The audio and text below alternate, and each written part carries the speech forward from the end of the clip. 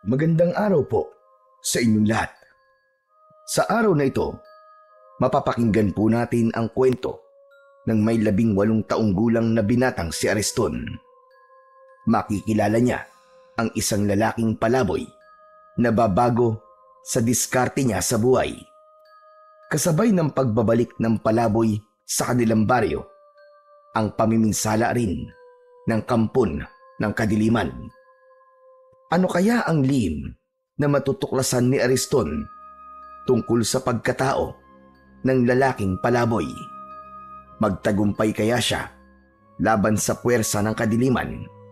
Sama-sama po nating pakinggan ang buhay at pakikipagsapalaran ni Ariston kasama ang antingerong palaboy sa Negros.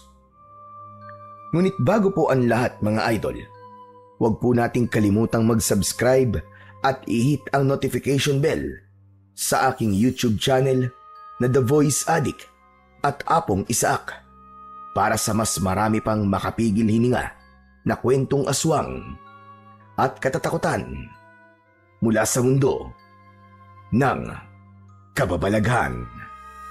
Umpisahan na po natin ang kwento. Sige! Hawakan niyo mabuti ang mga kamay ng palaboy na yan! Sandali lang, Drigo. Ako ang unang sasapak sa lalaking yan. Teka muna, Pedro. Ako ang unang nakita sa kanya, di ba? Kaya sa akin siya unang magbabayad. Huwag. Maawa kayo. Ano bang kasalanan ko sa inyo? Nagtatanong ka pa? Ikaw ang kumuha ng manok ni Drigo, di ba? Nagkakamali kayo sa mga ibinibintang nyo sa akin. Hindi ko kinuha ang manok nyo. Sinungaling. Lumang style na yan. Nagpapalusot ka lang eh. Wala talaga akong kinuha. Huwag ka lang tumanggi. Aminin mo na, palaboy, para hindi ka na masaktan. Wala talaga akong alam sa mga ibinibintang nyo. Kaya't pakawalan nyo na ako. Nakikiusap ako. Ang dapat sa mga kagaya mo, pinapatay dahil salot ka. Magmula nang dumating ka sa lugar namin, sunod-sunod na mga namatay sa baryo namin. Marahil, bukod sa magnanakaw ka, isa ka ring aswang. Wala kayong sapat na batayan sa mga ibinibintang nyo sa akin. Matigas ka? Sige, tignan ko lang kung magmamatigas ka pa sa gagawin namin sa'yo. Mula naman sa kinaroroonan ng may 18 taong gulang na binatang si Ariston, naririnig niya kung ano ang mga sinasabi ng magkaibigan sa lalaking palaboy na si Mang Ebreo. Habang nagpupumiglas ito mula sa pagkakahawak sa tigkabila ang braso ng 2 lalaki na kasama nina Pedro at Drigo. Hindi na halos nagulat si Ariston dahil madalas niyang nakikita ang mga ito na pinag-iinitan ang lalaking palaboy. Ayaw niya sanang makialam sa problema ng iba, subalit hindi niya matiis na hayaan na lamang saktan ng mga ito si Mang Ebreo. Muling sinulyapan ni Ariston ang mga lalaking may hawak pa rin sa lalaking palaboy. Pagkalipas ng ilang sandali, pinagbababayo ng suntok ng mga lalaki ang palaboy. Bumagsak ito sa lupa habang sinasalo ang lahat ng sipa at suntok ng mga ito. Kaya naman, hindi na nakatiis ang binata. Malalaki ang hakbang ng mga paa na nilapitan niya sina Drigo at Pedro. Kasabay ng bawat hakbang, malakas siyang sumigaw para mabaling ang atensyon ng mga ito sa kanya. Hoy! Itigil niyo yan! Huwag niyo siyang saktan! Lahat ng tao ay napalingon sa gawi ng binata. Subalit patuloy pa rin ang pambubugbog ng mga ito sa lalaking palaboy. Habang unti-unting lumalapit si Ariston, napansin niya na nababalutan na ng alikabok ang katawan ni Mang Ebreo habang namimilipit ito sa labis na sakit. Muling umalingaw-ngaw ang malalakas na suntok at hampas ng sipa sa katawan nito, kasabay ng pagmumura ng mga lalaki. Sa kabila nito, Hindi man lang gumanti ang lalaking palaboy. Ni daing ay walang narinig si Ariston. Tila ba tinanggap na lamang nito ang hapdi ng bawat hagupit ng kamao ng magkaibigan. Habang patuloy sa pambubugbog ang mga ito, dumadagundong din sa paligid ang pagtatanong ni na Pedro at Drigo tungkol sa manok na nawala. Sakto namang paglapit ni Ariston, agad niyang itinulak sa balikat sina Pedro at Drigo, kaya napalayo ito ng agwat kay Mang Ebreo na nakabulagta pa rin sa lupa. Anak ng putya, oo. Bakit ka ba nakikialam dito, ha, Ariston? Kailangan ko na talagang makialam dahil hindi na tama ang ginagawa niyo. At sino ka para magsabi sa akin ng ganyan, ha? Huwag ka na magkunwari, Drigo. Alam kong gumagawa ka lang ng kwento para hindi isipin ni Pedro na ibinenta mo sa ibang manok nyo. Di ba? Kilala kita eh. Alam ko mga ganyang style mo. Drigo, anong sinasabi ni Ariston? Anak naman ng tutyang, oo. Huwag mong sabihing naniniwala ka sa kanya, Pedro. Drigo. Pwede ba? Alam mong totoo ang sinasabi ko. Nakita ko. Iniabot mo ang tandang kay Mantaning, di ba? Tumigil ka. Wala katotohanan niya sinasabi mo. Bakit? Ayaw mo bang malaman ni Pedro na ibinenta mo sa iba ang manok nyo at sinolo mo ang pera? At para hindi ka makonsensya, inilibre mo siya ng alak, di ba? Tumigil ka na. Kung ayaw mo masaktan. Drigo, totoo ba ang sinasabi ni Ariston? O ano? Sumagot ka, Drigo. Tinatanong ka ni Pedro. Bumakas ang tuwa sa muka ni Ariston nang makita ang reaksyon ni Drigo. Halata yun sa paglikot ng mga mata at pamumula ng muka ni Drigo. Kaya naman, hindi na nakatiis si Pedro at agad nitong kinuwelyuhan ang kaibigan. Drigo, sumagot ka! Totoo ba ang sinasabi ni Ariston? Oo na. Ibinenta ko nga manok natin. Bitiwan mo na ang damit ko. Kung ganun, nasaan ang kaparti ko? Hati tayo dun, di ba? Wala na eh. Naubos ko na. Anak naman ng tutsa, oo. Akala ko ba magkaibigan tayo? Bakit niloko mo ako? Sinungaling ka. Wala kang kwenta. Tinalo mo ako. Pabalyang binitiwan ni Pedro ang damit ni Drigo. Saka tuluyang umalis at naglakad papalayo sa kanilang kinaroroonan. Kaya naman, galit na hinarap ni Drigo si Ariston. Lintik kang buwisit ka. Pakialamero ka talaga kahit kailan, Ariston. Dala ng matinding galit ni Drigo kay Ariston, agad itong nagpakawala ng malakas na suntok. Tumama yun sa kanyang muka, ngunit hindi siya natinag. Sumugod na rin ang dalawa pa nitong mga kasama at pinagtulungan siya ng mga ito na bugbugin. Sa simula, nagawa niyang sabayan ang mga suntok at sipa ng dalawang lalaki. Mabilis ang kanyang mga kamao, kaya't ilang beses niyang napabagsak ang kalaban kasama na si Drigo. Subalit habang lumilipas ang mga sandali, nagsimulang bumigat ang galaw ni Ariston at unti-unting nauubos ang kanyang lakas. Sa pagkakataong yun, nagsabay-sabay na ang tatlo sa pag-atake sa kanya. Dahil dito, hindi na iwasan ni Ariston ang pagtama ng kamao ng mga ito sa kanyang katawan. Bawat hampas ay nagdulot ng matinding hapdi sa kanyang kalamnan. Hanggang sa huli, nawalan ng lakas si Ariston at tuluyang bumagsak sa malamig na lupa. Hingal na hingal at halos hindi na makatayo. Hindi nagtagal, pinakawalan ni Drigo ang malalakas na suntok. Sinunggaban nito si Ariston sa damit at sa tindi ng galit nito, binayo ng suntok sa muka ang binata. Dumugo ang labi at ilong ni Ariston at sa bawat suntok, nag-iwan ito ng pasa at sugat sa kanyang muka. Hindi pa nakontento, Sinipa pa siya nito sa tagiliran, dahilan upang mapaubo si Ariston sa labis na sakit.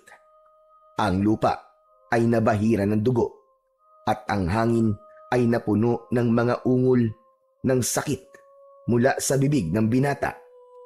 Sa gitna ng karasang yun, biglang dumating si Lolo Castor. Mga walang hiya kayo! Anong ginawa niyo sa apo ko? Huwag kang makialam dito, tanda. Baka ikaw naman ang samain sa akin. Bakit hindi ako makikialam? Pinapatay mo lang ang apo ko, buwisit ka! Lolo Castor, lumayo po kayo sa kanya. Huwag po kayong lalapit. Pambihira ka naman, Ariston. Ano ba nangyari? Inawat ko lang po sila eh. Umawat daw. Yung apo nyo, pakialamero yan. Lintik yan. Sinira ang diskarte ko. Nalaman tuloy ni Pedro na ibinenta ko manok namin. Kasalanan mo naman palang lintik ka. Anong kasalanan ng apo ko sa'yo? Anong dahilan? At binugbog mo ang apo ko, Drigo? Ibinukin niya ako eh. Kasalanan niya. Siguro naman, magtatandala ang apo mong inutil, tanda. Ikaw ang dapat na magtanda. Pagsisisihan mo, ang ginawa mo pananakit sa apo ko, hayop ka. Tandaan mo yan. Huwag mo nga akong tinatakot sa pagbabanta mo. Anong magagawa mo, ha? Isa ka lang matanda at wala lang silbi. Matandang hukluban. Ah, ganun pala, ha? Sige. Tatandaan ko mga sinabi mo. Pero ito tatandaan mo, Drigo. Sa oras na saktan mo uli ang apo ko, makikita mo, pagsisisihan mo, na nabuhay ka pa. Dahil ako mismo makakalaban mo. Ako ang pakinggan mo, tanda. Dahil sa oras na makialam ka ulit sa akin at ang hambog mong apo, sinasabi ko sa inyo, ako mismo ang magpapalaya sa inyo sa baryong ito.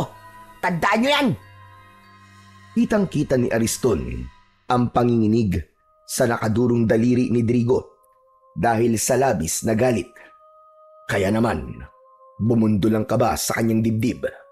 Nag-aalala siya na baka totohanin ni Drigo ang banta. Pagkatapos nito, tahimik na umalis at naglakad si Drigo papalayo sa kanilang kinaroroonan. Kasunod nun, naramdaman ni Ariston ang pamimigat ng talukap ng kanyang mga mata at tuluyan na siyang nawalan ng malay. Sa muling pagbabalik ng malay ni Ariston, ay naramdaman niya ang maligamgam na tubig na dumadampi sa kanyang balat. Kasabay nito, naririnig din niya ang mahihinang bulong ng matanda sa pagsambit nito ng isang orasyon. Kahit nakapikit si Ariston, batid niya na ang ingay na nasa tabi niya ay nagmumula sa mga garapon na madalas gamitin ni Lolo Castor sa panggagamot. Maya-maya pa ay narinig niya na nagsalita si Lolo Castor. Bumagog ka na dyan, apo. Alam kong gising ka na. Kailangan natin na mag-usap. Nang marinig ni Ariston ang sinabi ni Lolo Castor, dahan-dahan niyang iminulat ang kanyang mga mata. Alam niyang pag-uusapan nila ang tungkol sa nangyari sa kanya. Kaya naman, dahan-dahan siyang bumangon. Si Lolo Castor naman ay tumayo at lumapit sa bintana. Bigla naman ang pagguhit ng pananakit sa kanyang katawan, kasabay ng pamimigat ng kanyang labi at panginginig ng kanyang mga braso. Sa puntong yun, nagsalita si Lolo Castor. Hindi ba't kabilib-bilin ako sa'yo na huwag kang makikialam sa buhay ng iba, lalo na sa buhay ng palaboy na yon? Pasensya na po kayo, Lolo. Kaya lang, hindi ko po talaga matiis na hindi makialam sa ginagawa nila eh. Makakapatay na po sila ng tao eh. Aba, ano naman ngayon kung makapatay sila? Ano ang pakialam mo sa buhay nila? Tignan mo nga ngayon kung ano nangyari sa'yo. Mabuti na lamang at dumating ako. Dahil kung hindi, baka pinaglalamayan ka na ngayon. Pasensya na po talaga kayo, Lolo. Hindi na po mauulit. Talagang hindi na mauulit. Dahil sa oras na malaman ko na nakikialam ka na naman sa buhay ng ibang tao, ilalayo talaga kita. Ipapadala kita sa probinsya ng nanay mo. Pangako po, Lolo Castor. Hindi na po mauulit. Huwag niyo lang po akong ipadala sa probinsya ni nanay. Huwag kang mangako. Gawin mo. Bihira ka talaga, bata ka, oo. Palagi mo na lamang pinapasakit ang ulo ko. Tuluyan nang napatungo ng muka si Ariston. Wala siyang masabi. Aminado naman siya na nagkamali siya. Ilang beses siyang napapasama sa gulo nang dahil sa pangingialam niya sa buhay ng may buhay. Iniisip niya na tumulong sa iba pero hindi naman siya nag-aalala para sa kaligtasan niya. Kaya sa huli, bugbog sarado ang inaabot niya. Si Lolo Castor lamang ang natitira niyang pamilya magmula nang mamatay ang kanyang mga magulang. Si Lolo Castor ay isang mahusay na albularyo sa kanilang baryo.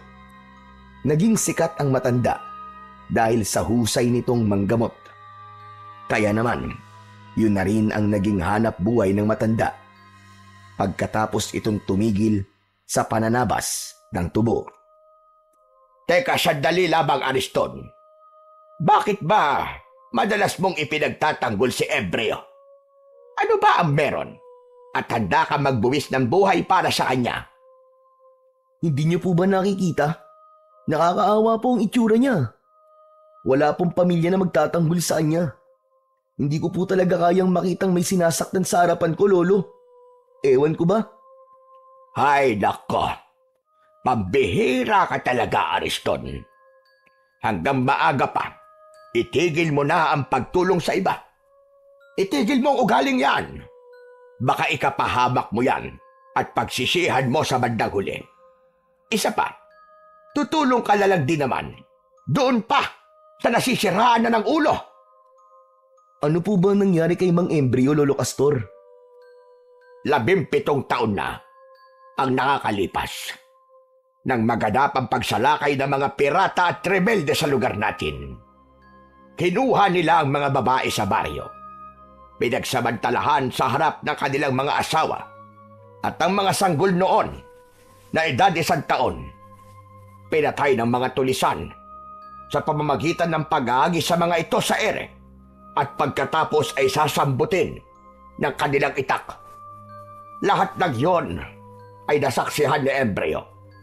Namatay ang kanyang pamilya sa mismong harapan niya. Kaya po ba nasiraan ng ulo si Mang Embryo at naging isang palaboy?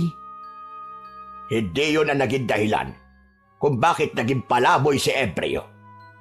Hindi niya kinaya ang sakit nang mawalan siya ng pamilya. Kaya umalis siya sa baryo natin. Pero pagkalipas ng ilang taon, bumalik siya. Ganyan na ang kilos niya. Ang sabi marahil daw ay kinuha ng engkanto si Embryo. Kaya't nagkaganya ng buhay niya. Kaya naman, nakikiusap ako sa iyo, Apo. Abay, mag-iingat ka sa kanya. Dahil hindi natin sigurado kung sino nga ba talaga ang Embryo na bumalik sa lugar natin. Ang mga engkanto ay kilala sa kakayahan na manguha ng katawan ng mga tao para sila ang pumalik. Pero sa tingin ko naman po ay mabuti po siyang tao. Naiintindihan ko na po ngayon kung bakit po siya nagkaganon. Nakakaawa naman po palang sinapit niya. Walang puwang ang awa sa kanya, Apo. Basta iwasan mo ang Embryo na yon. Bakit ko naman po siya iiwasan, Lolo Castor? Hindi po ba't mas dapat po siyang lapitan at kaawaan? Dahil magmula nang bumalik siya sa baryo natin, sunod-sunod na ang pagkamatay ng mga tao sa lugar natin. May minsan na natatagpuan sa kakauyan, wakwak ang tiyan at nagkalat ang laman loob sa lupa. Hanggang ang iba naman ay nagkakasakit. Tinutubuan ng malalang sugat sa katawan. Pagkatapos ay nilalabasan ng kung ano-anong mga insekto sa sugat. Lahat ng yun ay nangyari magmula nang bumalik si Embryo. Wala pong sapat na batayan para ibintang sa kanya ang mga nangyayari sa baryo natin. Parang napaka-imposible naman yata ang sinasabi niyo tungkol sa kanya, Lolo. Posible lahat ng mga sinabi ko tungkol sa kanya. Kadalasan ng mga nilalang na nagtatago sa dilim ay magagaling magpanggap at magkunwari. Baka hindi mo alam, ay nasa tabi-tabi lang sila at handa nang umatake sa oras na magkaroon ng pagkakataon. Pasensya na, Lolo. Pero hindi po talaga ako naniniwalang magagawa yun ng Mang Ebreo. Isa pa, magaan po talaga ang loob ko sa kanya. Dahil naaawa po ako sa kalagayan niya. Maniwala ka, Apo. Hinala ng mga tao. Aswang ang lalaking palaboy na yon. Hindi magtatagal at malalantad din sa lahat ang totoo niyang pagkatao. Nakalimutan niyo na po ba, Lo? Na kapag walang sapat na batayan at patunay sa lahat ng hinala, hindi tayo maaaring manghusga ng kapwa. Alam ko naman yun, Apo. Pero iba si Ebreo. Kahit sundan mo pa siya, makikita mo. Lalabas din ang totoo niyang pagkatao. Sa sinabing yun ni Lolo Castor, isang plano ang nabuo sa isip ni Ariston. Sa isip niya ay susundan niya si Mang Ebreo para malaman kung may katotohanan ba ang sinasabi ni Lolo Castor. Isang malalim na buntong hininga ang pinakawalan ni Ariston. Hindi na siya nagtanong pa sa matanda. Maya-maya pa ay muling nagsalita ang matanda. Hala, sige na. Bumangon ka na dyan. Basta mga biling ko sa'yo, huwag mong kalilimutan nang hindi ako nag-aalala sa'yo, iho. Huwag na po kayo mag-alala, Lolo Castor. Hindi ko na po kayo bibigyan ng sakit ng ulo. Pangako po. Abay, dapat lang. Baka yan pa maging dahilan ng maaga kong kamatayan. Masakit din naman sa ulo yung palaging nagsasaway sa'yo. At saka hindi ka na bata, Ariston. Hala, sige na. Bumangon ka na dyan at magtrabaho ka na. Total naman magaling na ang sugat mo at nalagyan ko na yan ng gamot. Teka, saan naman po pala kayo pupunta at bihis na bihis po kayo? Magtutungo ako sa kabilang baryo. Meron akong pasyente roon. Kaya naman bahala ka na muna rito. Yung mga ibiniling ko sa'yo, wag mong kalilimutan. Hindi na hinintay ni Lolo Castor na sumagot pa si Ariston. Agad itong umalis sa kanyang harapan at naglakad palabas ng kanyang silid. Pagkalipas ng ilang sandali, narinig niya ang pagbukas ng pinto sa labas. Kasunod ng mahinang yabag ng paa nito, papalayo sa kanilang bahay. Kaya naman, nang kumalat ang nakakabinging katahimikan sa loob ng kanyang kwarto, saka lamang niya naisip ang tungkol kay Mang Ebreo. Bigla niyang naalala na nasaktan din ito mula sa pambubugbog nina Pedro at Drigo. Nang mga sandaling yon, ay naramdaman niya ulit ang pananakit ng kanyang binti. Ngunit nailalakad niya na ito ng bahagya. Talagang maaasahan si Lolo Castor pagdating sa panggagamot. Kaya naman, hindi nakapagtataka na marami na ang nagtitiwalang magpagamot sa matanda. Pagkalipas ng ilang araw, matapos siyang bugbugin ni Drigo at ng mga kasama nito, bumalik na si Ariston sa nakasanayan niyang gawain. Kagaya ng dati, nagsimula siyang magtrabaho sa tubuhan ni Kaloy. Banayad ang hagod ng kanyang itak habang tinatabas ang mga tubo. Nang bigla niyang naramdaman na bahagyang lumalamig ang ihip ng hangin. Saka lamang niya napansin na malapit na palang dumilim ang paligid. Kaya naman, nagpasya si Ariston na lisanin ang lugar na yon. Pagkaraan ng ilang sandali, habang tinatahak niya ang daan pauwi sa kanilang bahay, bigla niyang naalala si Mang Ebreo. Ilang araw na rin ang lumipas, pero hindi ko na nakikita si Mang Ebreo. Nasaan na kaya siya ngayon? Ano na kayang kalagayan niya? Tumigil sa paglalakad si Ariston nang makasalubong niya si Drigo. Nakatungo ang mukha nito at balot ng balabal ang buo nitong katawan. napakunot ang kanyang noo, kaya napatitig siya sa muka ng binata. Napansin niya kagad ang mga sugat nito sa balat. Nagtutubig yun at namamaga. Hindi siya maaaring magkamali. Sakit yun ng mga taong dinadapuan ng peste o salot na sakit sa kanilang lugar. Kaya naman, bigla niya itong nilapitan at hinawakan ang mga kamay nito. "Drigo, sandali lang! Anong nangyari sa balat mo?" Hinablot nito ang braso mula sa pagkakahawak ni Ariston. Pagkatapos ay tinignan siya nito ng matalim. Dinuro siya nito sa kanyang muka habang nanginginig sa galit. Wag mo akong hahawakan, Ariston, ha? Ang hayop na palaboy na yun. Tignan mo ang ginawa niya sa akin. Ha? Sandali, anong ibig mo sabihin, Drigo? Si Mang Ebreo ang may gawa nito sa akin, Ariston. Sigurado ko na binarang niya ako para makaganti siya sa akin. Hahanapin ko talaga siya. Pagbabayaran niya to, humanda siya sa akin. Teka, sandali lang. Sa tingin ko hindi niya kasalanan kung bakit nangyari yan sa'yo. Dati na may ganyan na sakit na kumakalat sa baryo natin, di ba? Kaya huwag ka magpadalos-dalos ng desisyon. Hindi ako tanga, Ariston. Siya lamang ang gagawa nito sa akin. Alam ko, mambabarang ang hayop na yon. Papatayin ko siya. Isinusumpa ko.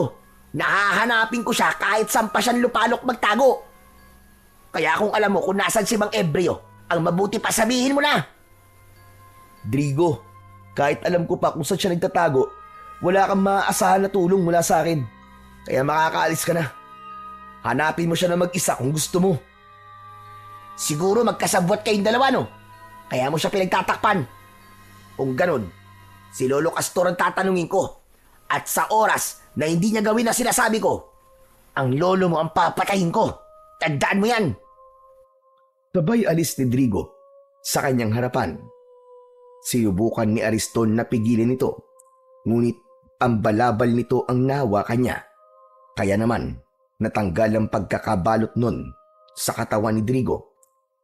Lumantad sa paningin ni Ariston ang nakakadiring itsura ng buong katawan ni Drigo, kasunod ng pag-alingasaw ng masangsang na amoy mula sa katawan nito.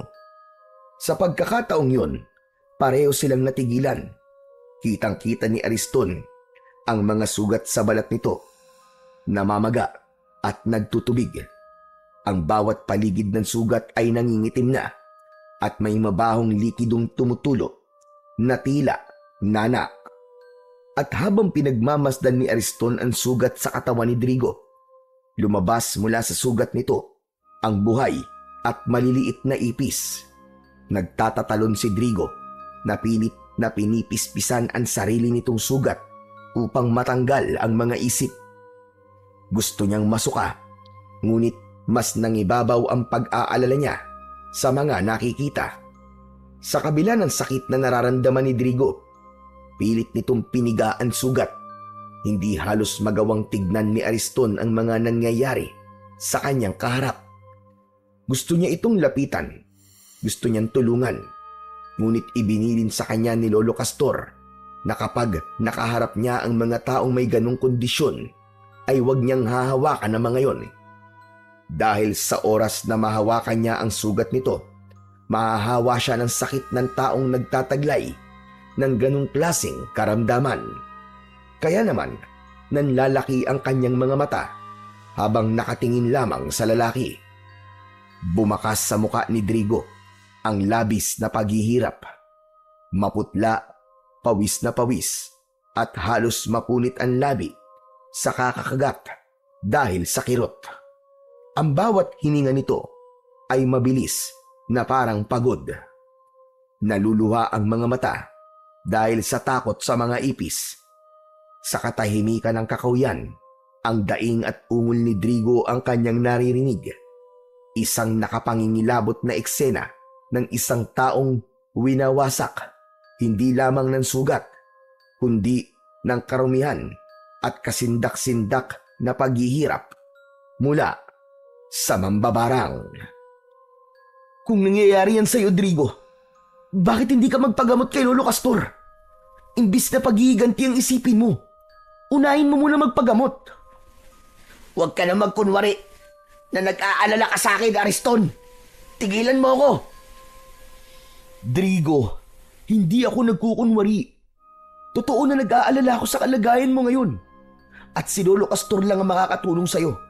Wala nang iba. Pagkatapos kong bantaan ang buhay ni Lolo Castor, sasabihin mong sa kanya ako magpagamot. Hindi ko yung gagawin. Ang dapat nito, patayin ang bumarang sa akin. Yun lang ang tanging paraan. Pagkasabi nun ni Drigo, dinampot na nito ang balabal na nahulog sa lupa. Kaya nakita ni Ariston ang panginginig sa mga kamay ng binata. Nang mahawakan nito ang balabal, ay mabilis nitong ibinalot sa kanyang katawan at umalis sa lugar na yon. Nahabol na lamang ng tingin ni Ariston ang nagmamadaling si Drigo. Pagkatapos ng mga nangyari kay Drigo, parang gusto na rin niyang maniwala na si Mang Ebreo ang may kagagawa nun. Kaya naman, mas tumindi ang pagnanais niya na sundan ang lalaking palaboy. Nang mawala sa kanyang paningin si Drigo, malungkot na naglakad si Ariston pauwi sa kanilang bahay. Habang tinatahak niya ang daan papunta sa kanilang kubo, ay hindi sinasadya na nakita niya si Mang Ebreo. Papunta rin ito sa madilim na bahagi ng kakahuyan. Nagtataka na napatago sa likod ng puno si Ariston. Ito na ang tamang pagkakataon para sundan siya. Gusto kong malaman kung may katotohanan ba ang sinasabi ni Drigo at ni Lolo tungkol sa kanya. Tumingala muna si Ariston sa langit at nakita niya na malapit ng dumilim. Ngunit yun na ang pagkakataon na pinakahinihintay niya. Ang sundan si Mang Ebreo at alamin kung ano ang katotohanan. Pinagmasdan ng binata ang kanyang itak. Sa kadahan-dahan na naglakad pasunod sa matandang lalaki. Maingat at magaan ang kanyang pagakbang para hindi nito mahalata na sinusundan niya si Mang Ebreo. Lumipas ang ilang minutong paglalakad. Nakarating sila sa kabilang baryo. Mula sa kanyang pinagkukublihan na puno, tanaw niya na lumapit si Mang Ebreo sa pintuan ng isang babaeng may tindahan ng tinapay. Nang hihingi ang lalaki sa ginang. Sa una ay hindi muna ito kumilos sapagkat kinilala muna nitong mabuti si Mang Ebreo. Ngunit hindi nagtagal ay nagbigay rin ang babae ng tinapay kay Mang Ebreo. Nang matanggap nito ang tinapay, ay muli itong nagpatuloy sa paglalakad.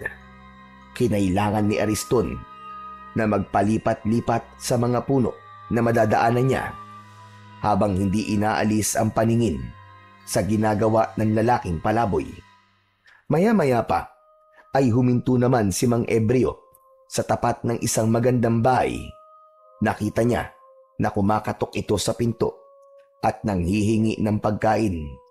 Subalit ipinagtabuyan ito at ipinahabol pa sa aso. Hindi inaasahan ni Ariston na masasaksihan niya ang ganong ugali ng mga tao.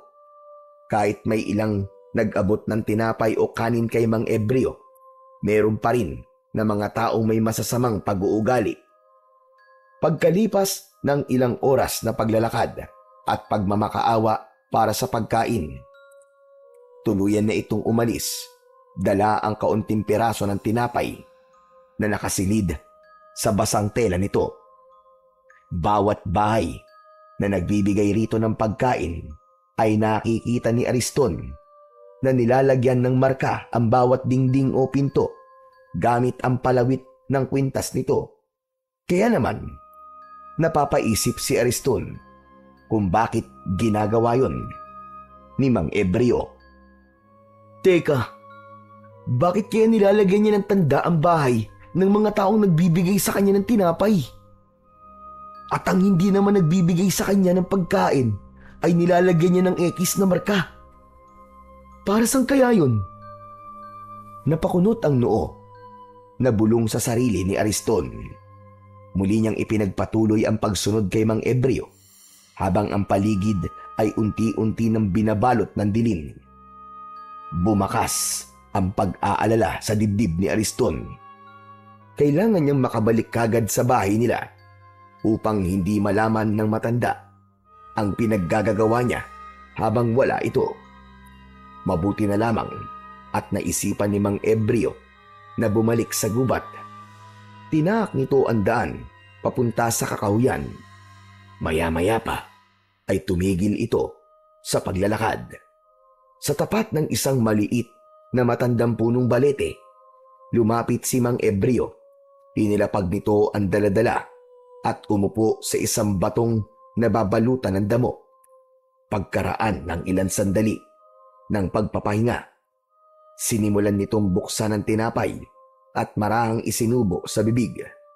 Dahan-dahang ninunguya na para bang bawat mumo ay mahalaga. Ang katahimikan ng paligid ang nagsilbing saksi sa kalungkutan ng buhay ni Mang Ebreo. Sa kabilang dako naman ng kakahuyan, nakatago si Ariston habang nakatingin pa rin sa ginagawa ng lalaking palaboy. Wala naman ako napapansin na kakaiba sa kanya. Kawawa pa nga ang kalagayan niya dahil sa ilang oras sa paglalakad niya, isang balot lamang ng tinapay ang nakuha niya at wala pang tubig. Muli siyang napatingin sa gawi ni Mang Ebreo. Kasunod nito ay maingat siyang nagpalipat-lipat sa mga puno upang hindi maramdaman ni Mang Ebreo ang presensya niya. Ang kanyang mga mata ay nakatutok sa bawat kilos ng matanda. Pinagmamasdan kung saan ito tutungo o anong lihim ang maaaring malaman niya rito. Tanging ang liwanag lamang ng sikat ng buwan ang tanglaw niya sa paligid. Naaalala niya na malapit ng sumikat ang kinatatakutan na pulang buwan. Yun ang hudyat ng muling pagkabuhay ng pinakamalakas na aswang. Ayon yun sa kwento ni Lolo Castor. Habang abala siya sa pag-iisip, ay napatungo siya at muling napasulyap sa gawi ni Mang Ebreo. Ngunit nanlaki ang kanyang mga mata. Nawala bigla ang matandang lalaki sa kinauupuan nitong bato. Hala! Nawala siya! Pambihira naman, oo! Nasaan si Mang Ebreo? Saan kaya siya nagpunta? Inilinga ni Ariston ang kanyang paningin sa buong paligid. Ngunit wala na talaga ang lalaking palaboy. Kaya naman, napilitan siyang lumabas sa kanyang pinagtataguan. Naglakad siya papalapit sa bato na inuupuan ni Mang Ebreo. Ang bilis naman niyang mawala. Pambihira! Akma na sanang paalis sa tapat ng puno ng balete si Ariston nang bigla siyang nakarinig ng mahinang pag-angil sa kanyang likuran. Biglang may malamig na hangin ang dumampi sa kanyang batok. Napalingon siya at doon niya nakita ang isang nilalang na tahimik na nakatayo sa kanyang likuran. Nakangising tumutulo ang malapot nitong laway. Ang nilalang ay matangkad, payat, ngunit bitaw ang matitigas na buto sa ilalim ng balat. Ang muka ay pahaba, may malalaking mata na kulay dilaw na kumikislap pa nga sa dilim.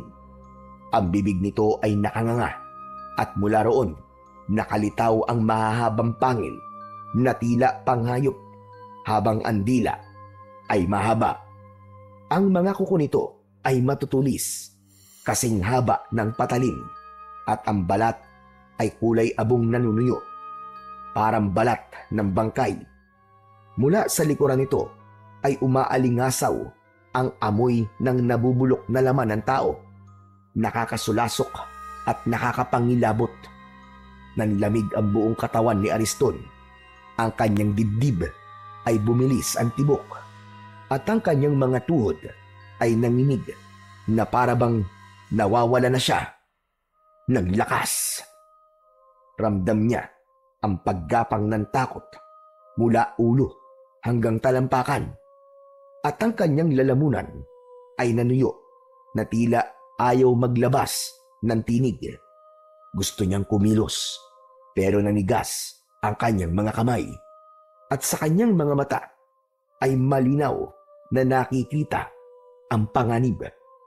Isang halimaw na handang lapain siya anumang oras sa pagitan ng katahimikan ng kagubatan at ng malupit na anyo ng nilalang. Si Ariston ay natigilan, pinipilit na hanapin ang tapang sa kanyang puso. Ngunit ang takot ay lalong lumakas at halos umabot na sa kanyang kaluluwa. Bigla niyang naalala si Mang Ebreo. "Ikaw ba yan, Mang Ebreo? Patawarin niyo po ako kung sinusundan ko po kayo. Huwag niyo po akong sasaktan. Maawa po kayo sa akin." Hindi siya nito pinansin. Sa halip, mas lumaki pa ang pagkakangisi nito. Hindi rin niya inaalis ang paningin sa nilalang. Tila nabibinga siya sa nakakatakot na anyo ng aswang. Tanging ang malakas na pag-angin lamang nito ang gumising sa natutulog niyang katinuan. Panay ang lunok niya ng laway dahil sa nararamdaman na takot. Dahan-dahan lumapit ang nilalang sa nakatulalang si Ariston. Bago pa siya makagalaw, isinubsob na ng halimaw ang ulo nito sa kanyang balikat. Ramdam na ramdam ni Ariston ang malamig na hininga ng nilalang. Kasunod, ang matinding hapdi ng unti-unting pagbaon ng mahahabang pangil nito sa kanyang laman. Parang mabagal na bangungot ang bawat sandali. Narinig niya ang pagkapunit ng sariling balat at ang biglang pagbulwak ng dugo na dumaloy sa kanyang damit hanggang sa kanyang dibdib.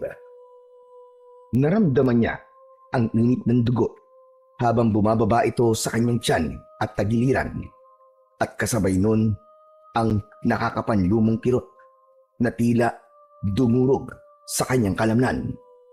Napaluhod sa sakit si Ariston at malakas na napasigaw. Ang kanyang katawan ay nanginginig at ang kanyang mga kamay ay pilit na itinutulak ang bibig ng halimaw. Ngunit mahigpit ang kapit ng aswang. Habang tinutulak niya ang mukha nito, mas lalo lamang bumabaon ang pangil nito. Naramdaman niya na tila may matigas na bagay na naiwan sa kanyang laman. Kasunod nun, dumadaloy ang dugo at naririnig niya ang nakakadiring paglagok ng halimaw. Tila ba umiinom ito ng alak, ngunit ang iniinom nito ay ang mismong buhay at sariwang dugo ni Ariston. Pilit niyang nagpumiglas, hinampas ang katawan ng halimaw, ngunit walang saysay. Ang bawat lagok ng nilalang ay nagdudulot ng panghihina sa kanyang mga tuhod at ang kanyang paningin ay nagsimula ng lumabo. Sa huling sandali ng kanyang lakas, mas malakas na sigaw ang kumawala sa kanyang bibig.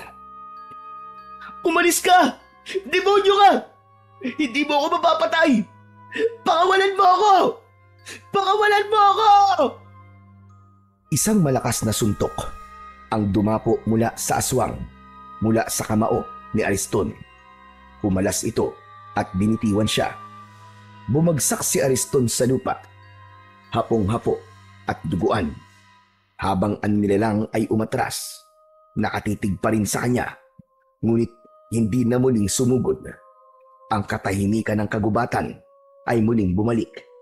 Tanging mga ungol ng sugatang si Ariston at ang pagtulo ng dugo sa lupa ang nanatiling tunog ng gabing yun. Maya-maya pa ay biglang nagsalita ang nilalang na umatake sa kanya.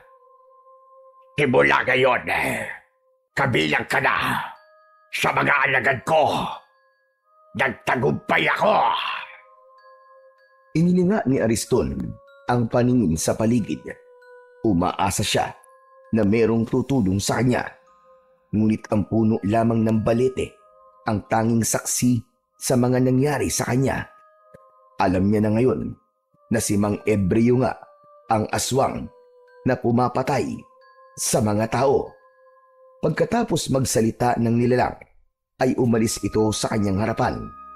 Naiwan siyang nakaluhod sa lupa habang nararamdaman ang kakaibang sakit na gumagapang sa buo niyang kalamnan.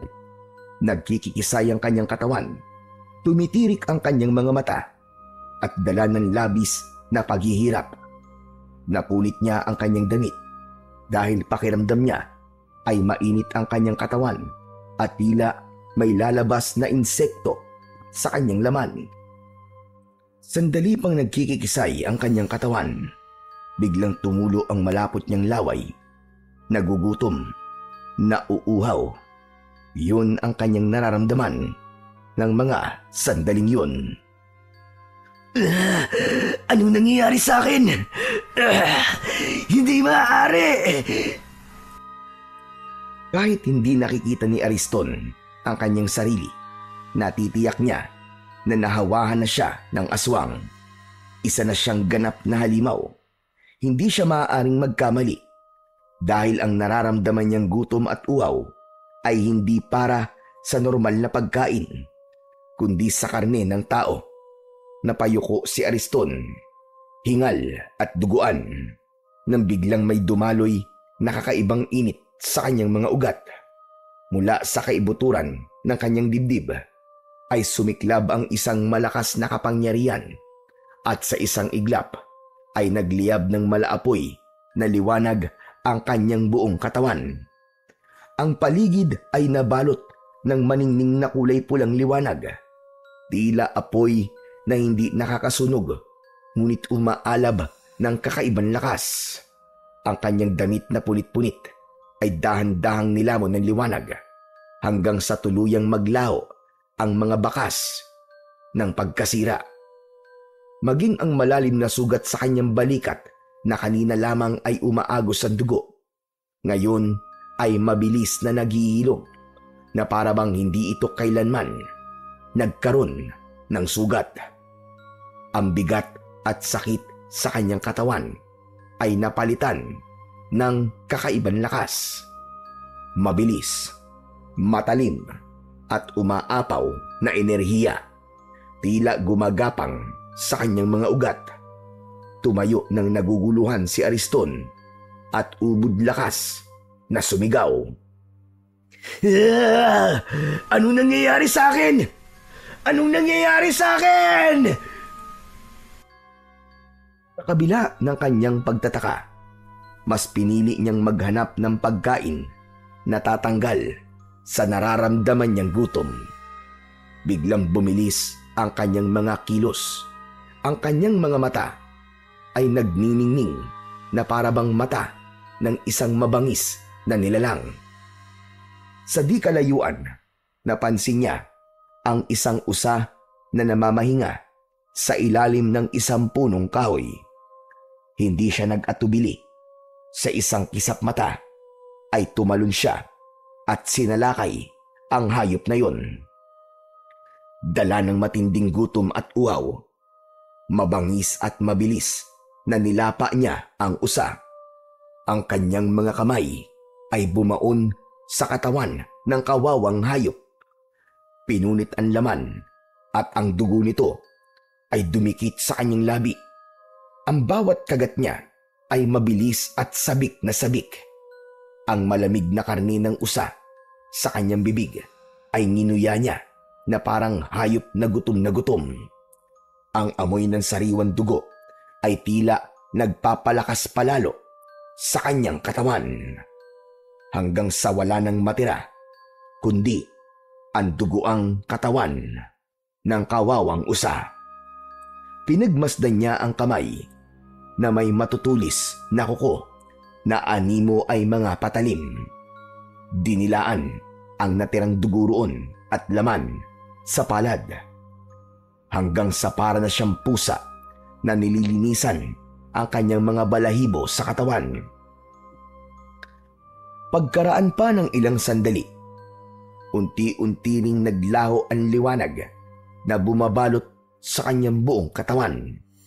Ang kanyang mga mata ay bumalik na rin sa dati at ang kanyang hininga ay unti-unting bumagal. Ang dating mabangis na anyo ay napalitan muli ng anyo ng pagiging tao. Parang isang panaginip lamang ang lahat.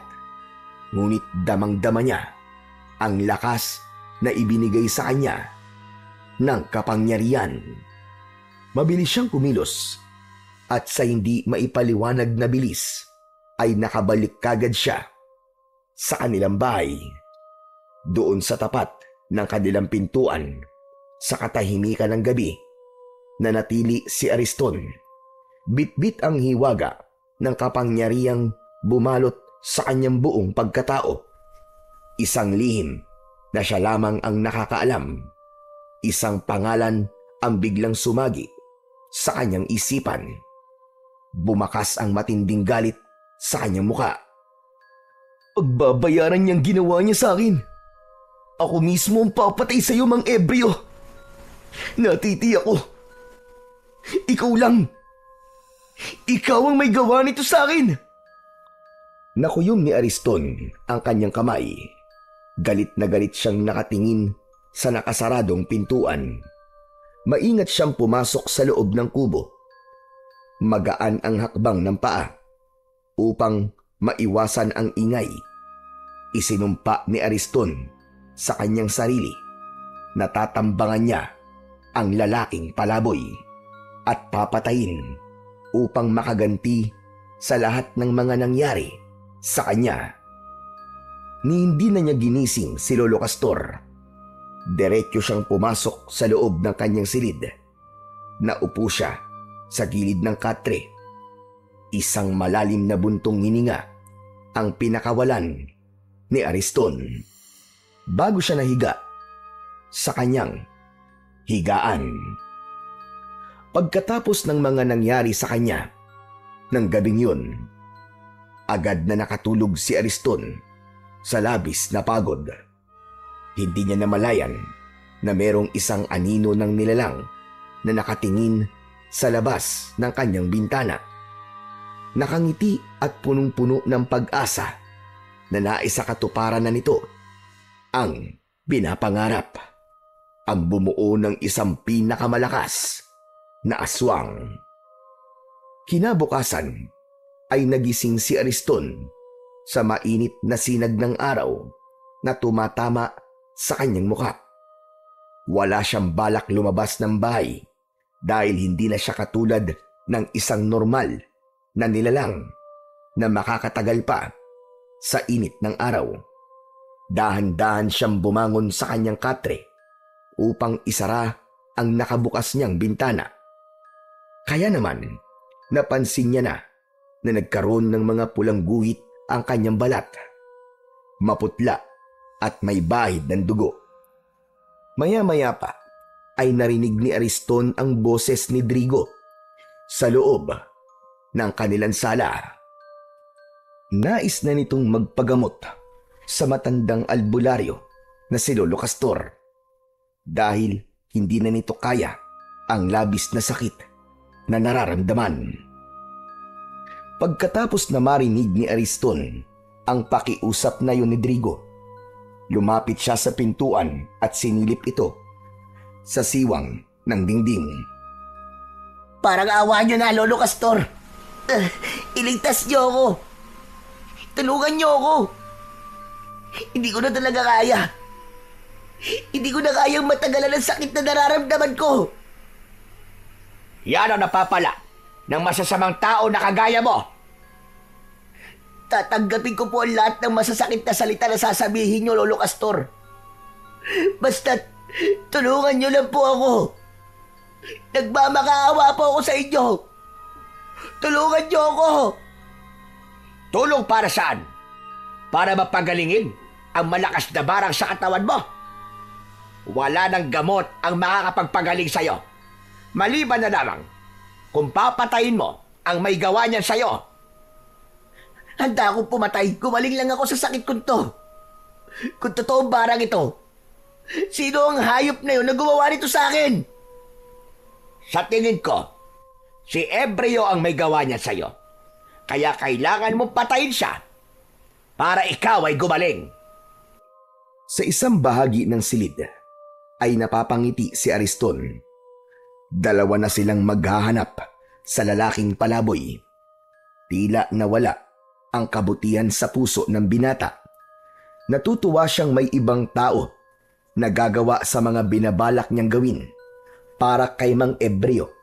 Ngunit sa puso niya ay ninanais niyang siya ang unang makakakita sa lalaking palaboy dahil ang gusto niya, siya mismo ang papatay kay Mang Ebreo. Pagkatapos mag-usap sina Lolo Castor at Drigo, nagpaalam na ang binata sa matanda. Samantalang si Ariston naman ay nanatiling nakikiramdam sa kilos ng matanda sa labas ng sala.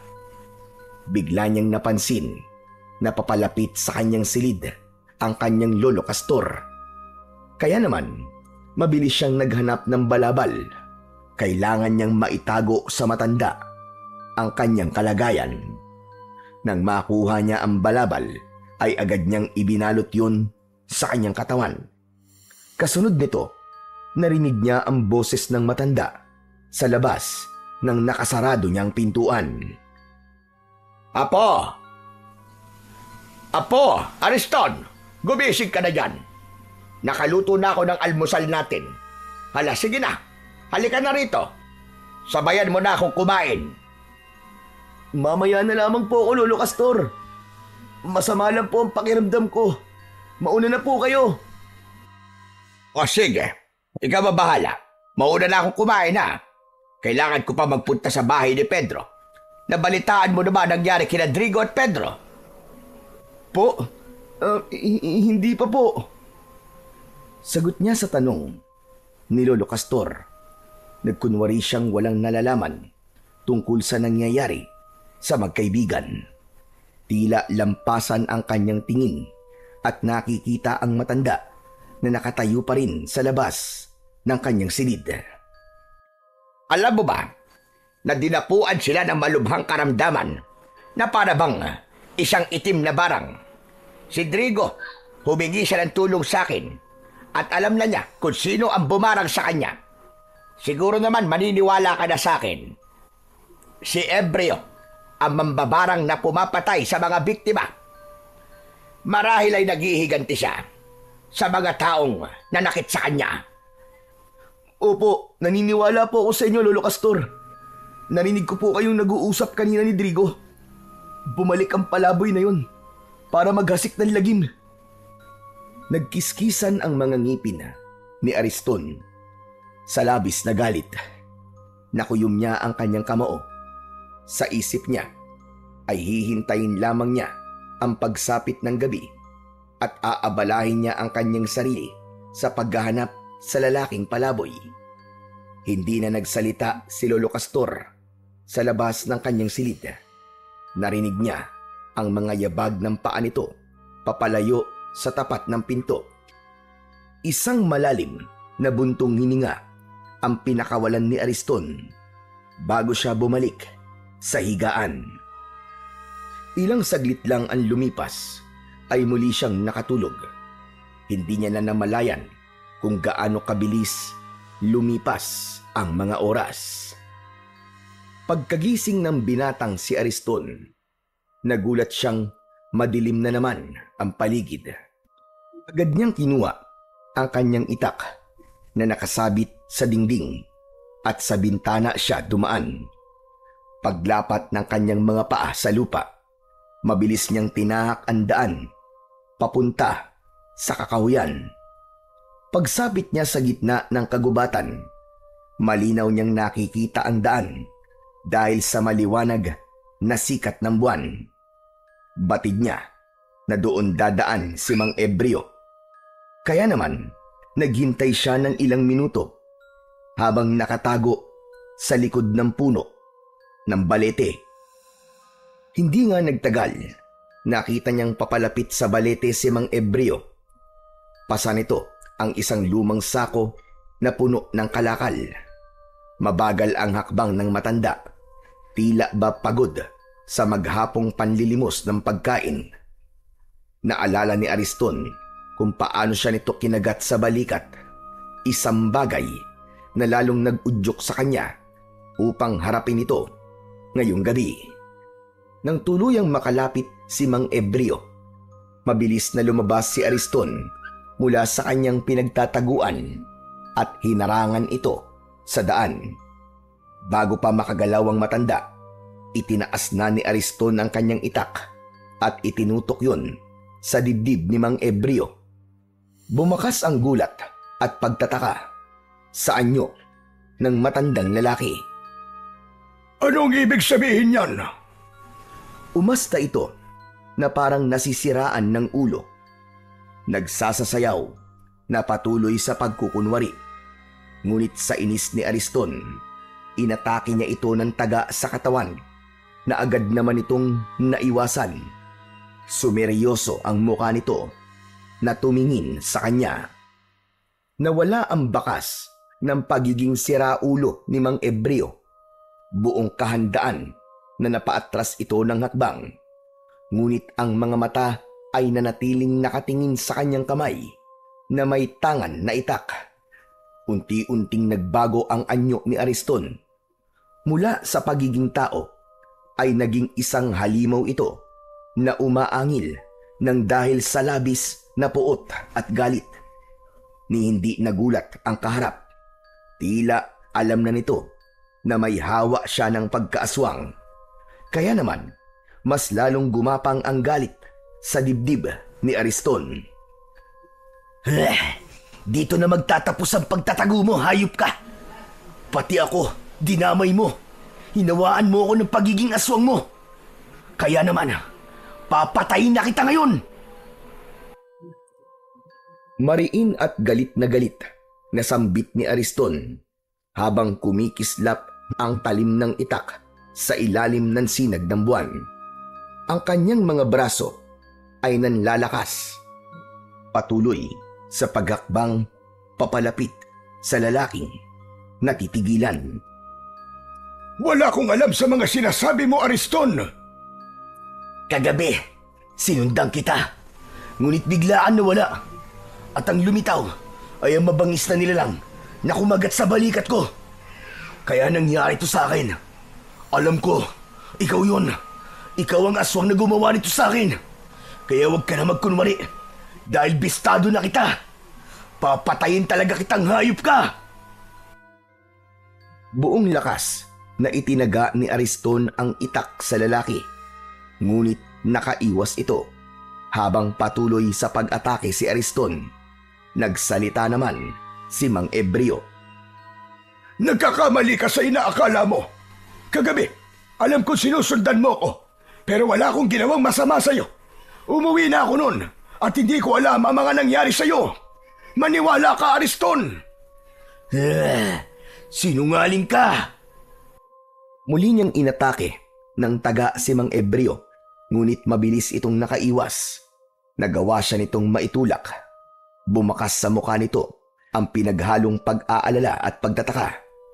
Sa katahimikan ng kakahuyan, ang kanilang mga hininga lamang ang naririnig.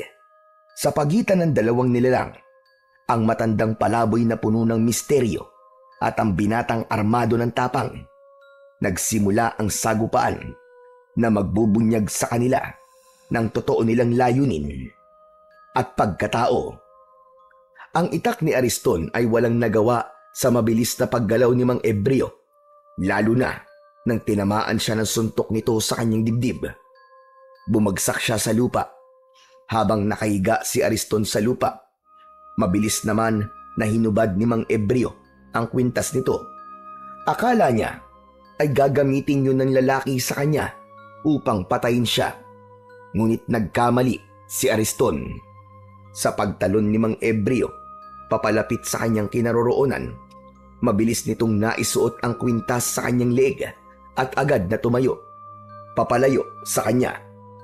Nagulat si Ariston dahil may kung anong malakas na puwersa ang nagpatigil sa kanyang galit at katawan. Nanatili siyang nakahiga habang nakatingin sa nakatayong si Mang Ebreo. Subalit ang hininga ni Ariston ay mabilis at punong-puno ng pagpupumiglas ang isipan. Ngunit hindi ng kanyang katawan. Anong ginawa mo sa akin? Anong ginawa mo sa akin, hayop ka? Pansamantalang maninigas ang katawan mo sa loob ng 5 minuto. Sapat na yon para mapakinggan mo ang mga sasabihin ko sa'yo. Alisin mo to! Alisin mo to, hayop ka! Alisin mo to! Tinatanggal pansamantala ng kwintas ang pagiging aswang mo at makokontrol mo ang sarili mo.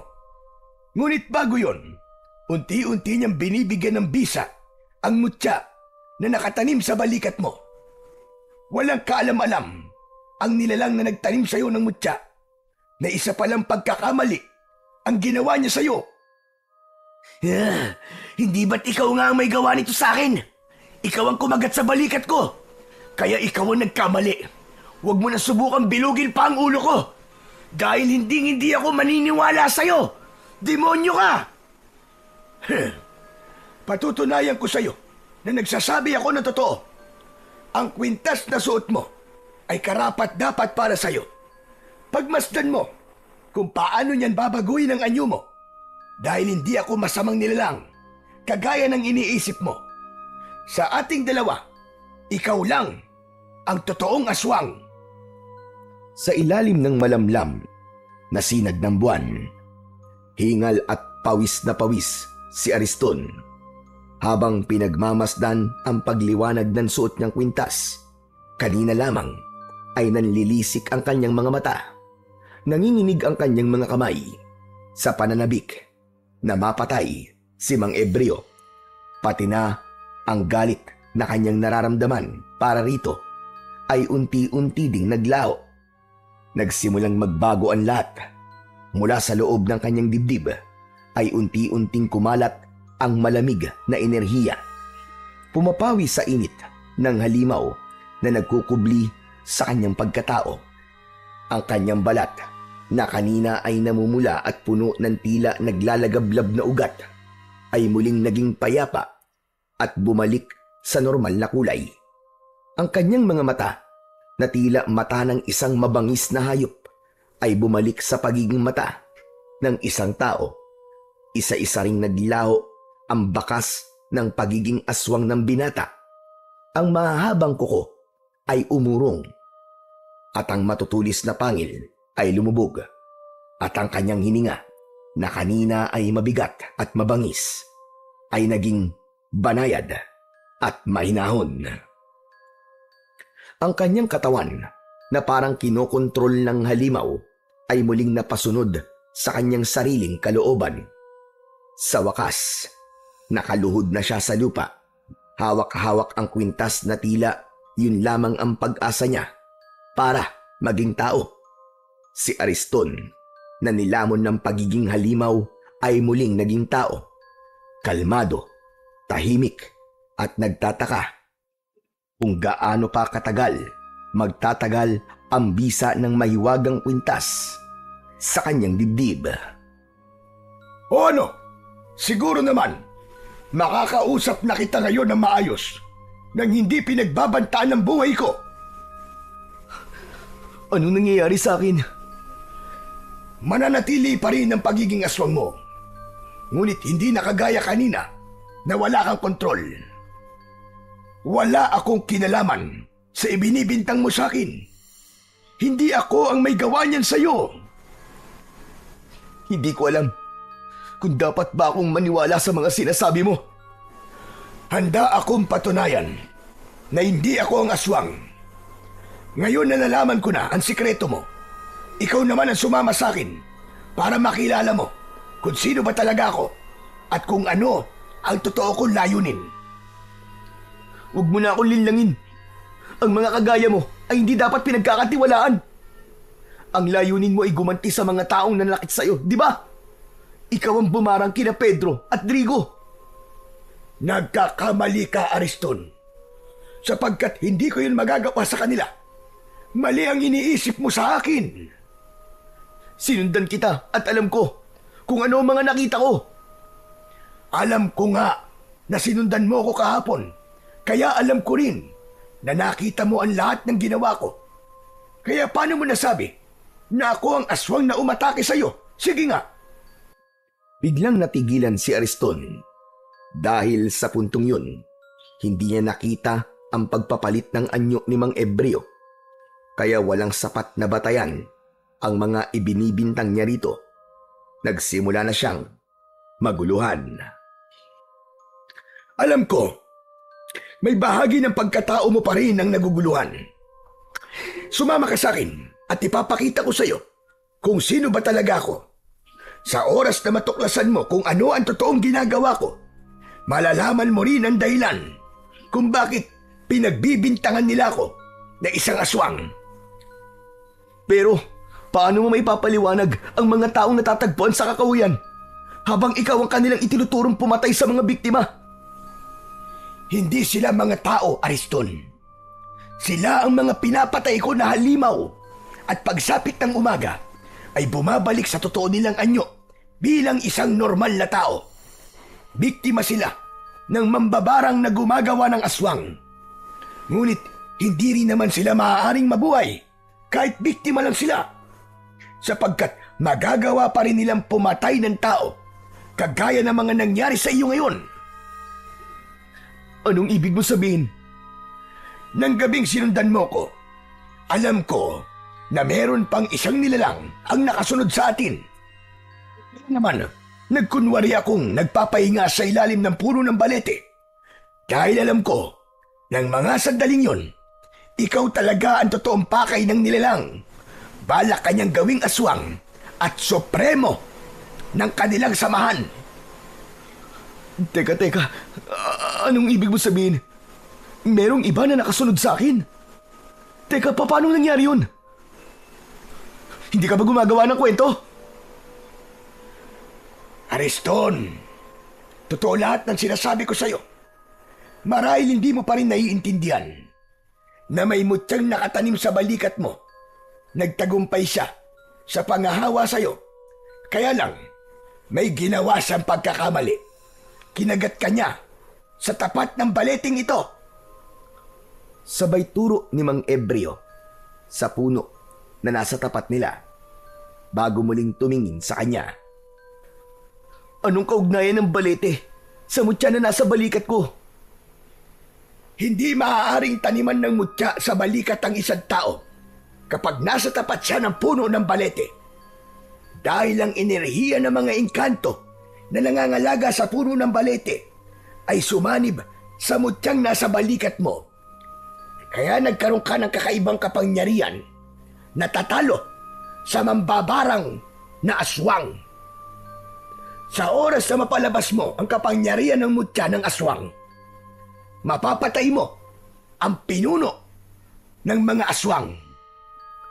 Natigilan si Ariston. Hindi siya makapaniwalang naging biktima siya ng ganoong paraan ng aswang. Subalit may bahagi sa puso niya ang naguguluhan pa rin. Nalilito siya sa maraming bagay. Ngayong alam mo na ang totoong dahilan kung bakit ka tinaniman ng mutya ng aswang. Magpanggap ka na walang alam at mahuhuli mo kung sino ang totoong kalaban. Isuot mo lang ang kwintas na yan at bibigyan ka niyan ng proteksyon. Hindi ko alam kung talagang maniniwala ba ako sa mga sinasabi mo. Pero mukhang nailigtas ako ng kwintas na to na ipinasuot mo sa akin. Wala akong gagawin na masama sa iyo, Ariston. Kaya't magtiwala ka sa akin. Walang mahalaga ngayon, kundi ang palakasin ng katawan mo. Dahil sa oras na lumantad ang kulay pulang buwan, gagawin na niya ang matagal niya nang pinapangarap, ang makagawa ng pinakamalakas na aswang na susunod sa kanyang mga utos. Sa ngayon, sumama ka muna sa akin para patunayan ko sa iyo na hindi ako ang kalaban dito.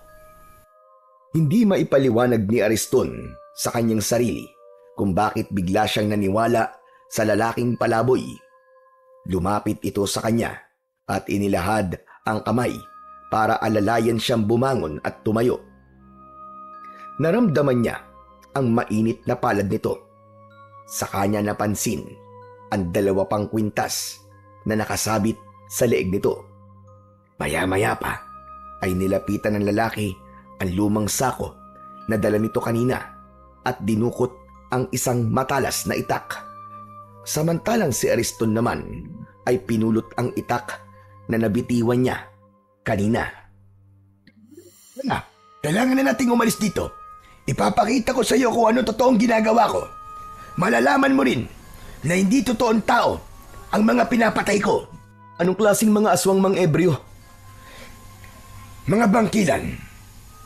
May kakayahan kayong magpalit ng anyo bilang isang normal na tao at kayang maging aswang sa pamamagitan ng pagtatanim ng mutya.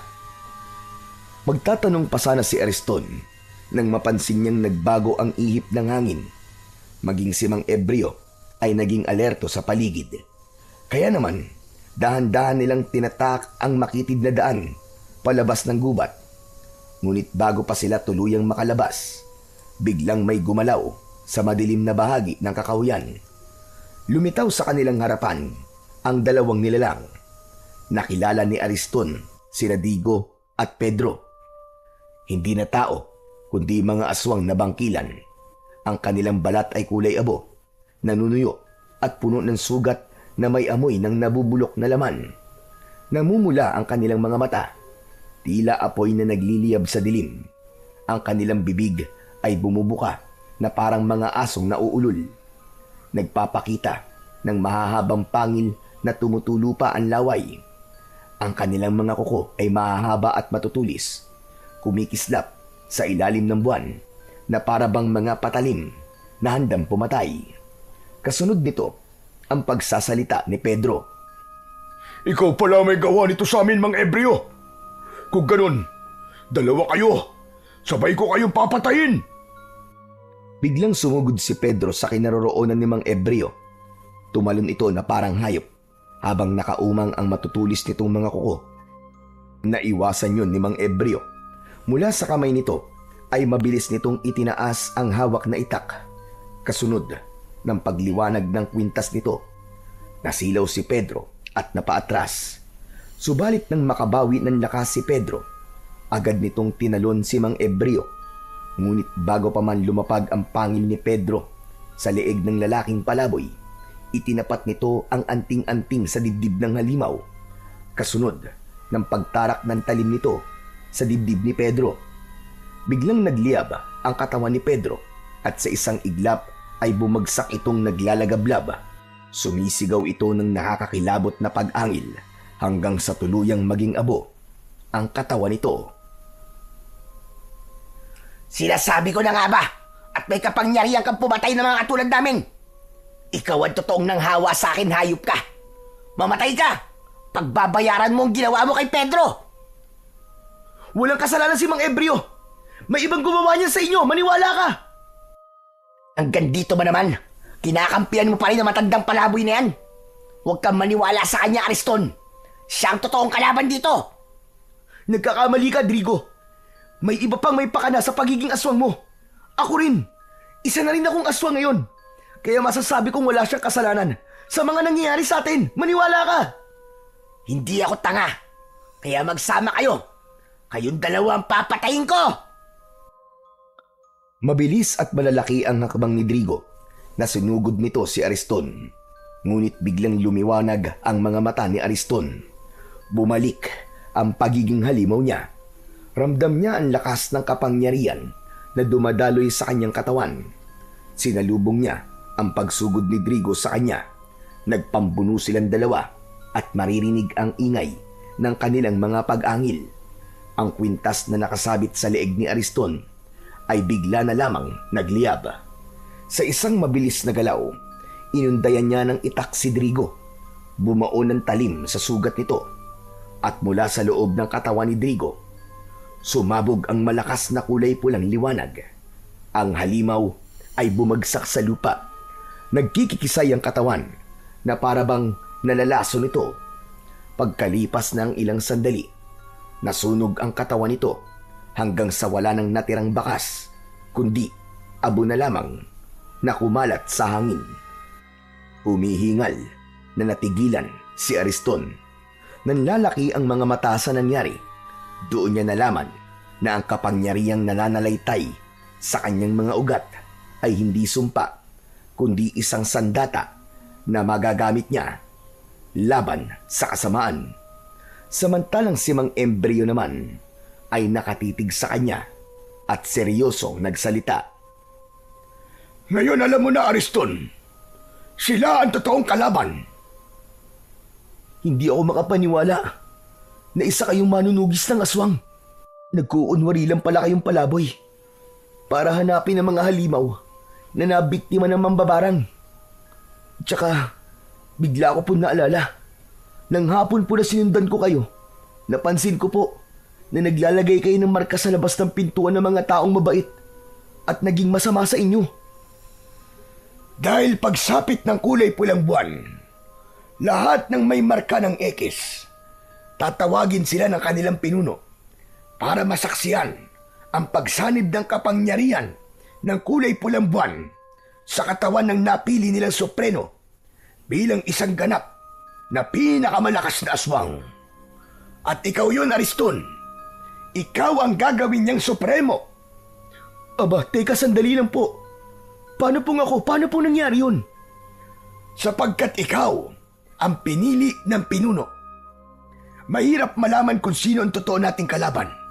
Ngunit hindi magtatagal ay lalantad siya sa oras na magsagawa na siya ng ritual para sa'yo. Kung ganun, may posibilidad din po na mapahamak po si Lolo Castor, ganun ho ba? Oo, lahat ng malapit sa'yo. Baka nga siya pa ang gamiting pain laban sa'yo. Kaya hangga't maaari, huwag ka munang lumapit sa lolo mo. Baka madamay siya sa mangyayari sa'yo. Kailan po ba lalabas ang kulay pulang buwan? Bukas ng hating gabi, lalabas ang kulay pulang buwan. Yun ang dahilan kung bakit nagpakita ako sa'yo. Dahil gusto kitang balaan.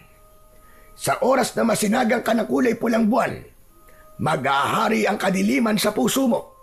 Wala kang maaalala at susundin mo lahat ang mga iuutos sa'yo ng taong gumawa sa'yo ng pagiging aswang. Diyos ko, ano pong gagawin ko? Ayoko pong maging aswang. Wala kang ibang gagawin kundi isipin ang kabutihan sa puso mo. Dahil sarili mong isip ang magiging kalaban mo.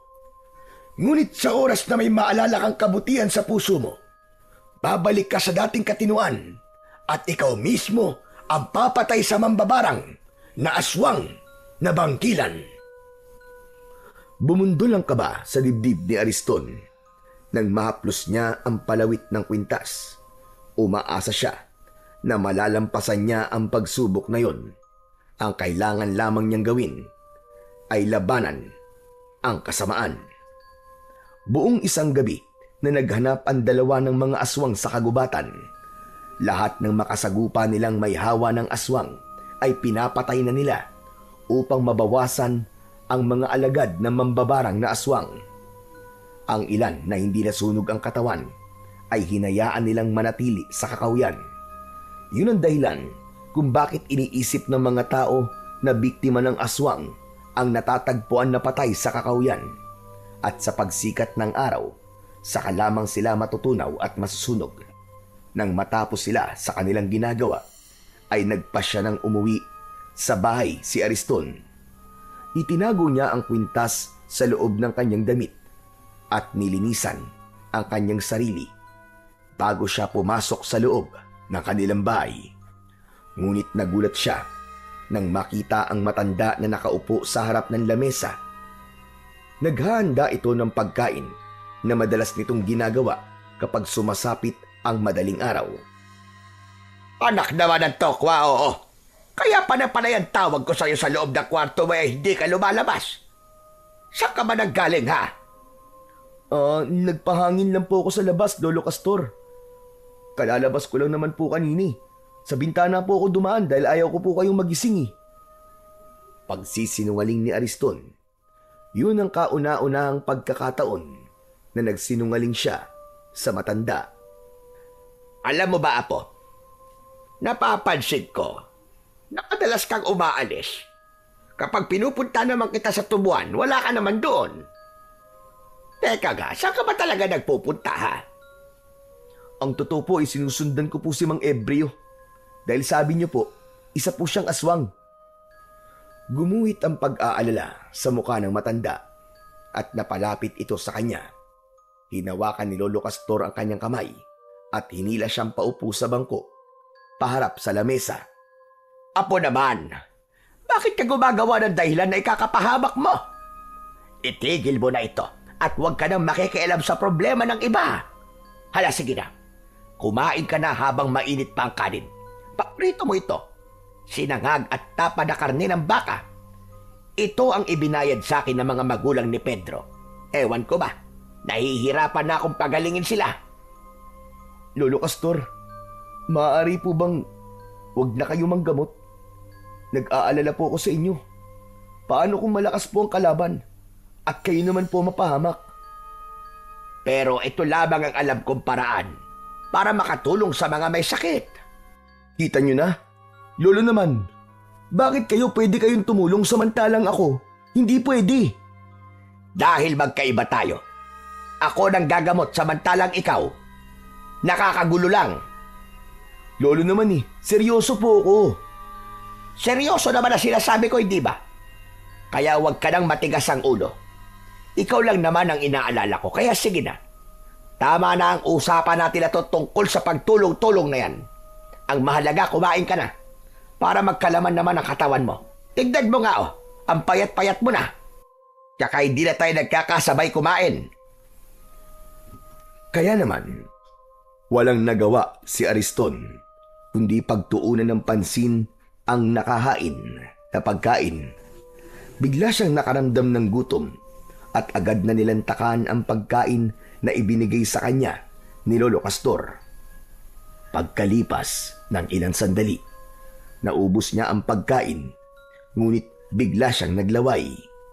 Nakaramdam ng hilo. Sumulyap siya kay Lolo Castor. Ngumiti ito at nagsalita.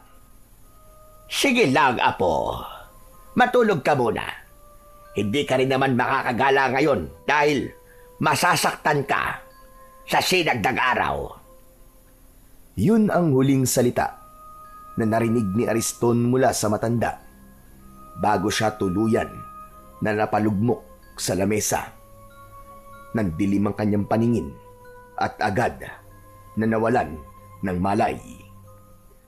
Nagising na lamang ang natutulog na diwa ni Ariston sa mainit na pakiramdam sa paligid, pati na ang malakas na bulong ng mga taong nasa paligid niya.